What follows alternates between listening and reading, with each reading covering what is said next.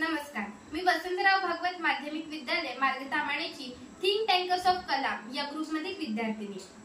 आपला भारत देश हा कृषी प्रधान देश आहे।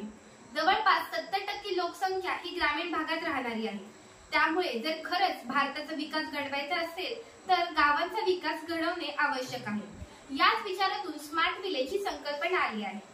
स्मार्ट विलेज म्हणजे असे गाव जे आधुनिक तंत्रज्ञानाचा वापर करून स्वच्छ, हरित, सुरक्षित आणि स्वयंपूर्ण बनवलेले असते।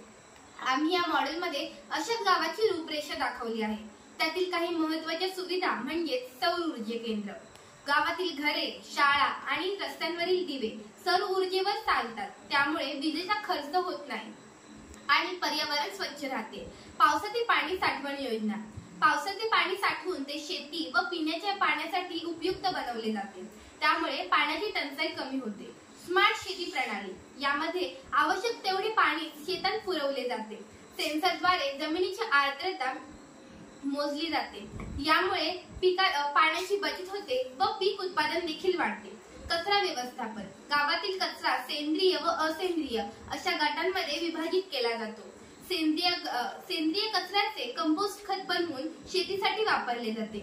अशा सुविधांमुळे गाव पर्यावरणपूरक, स्वयंपूर्ण, आत्मनिर्भर व सुरक्षित बनते। शेवटी मी एवढं सांगू इच्छिते की स्मार्ट विलेज हे केवळ एक मॉडेल नसून तो प्रगतीकडे नेणारा मार्ग आहे। आपण सर्वांनी प्रयत्न करून प्रत्येक गाव स्मार्ट बनवले तर खरंच स्मार्ट इंडिया साकार होईल। धन्यवाद।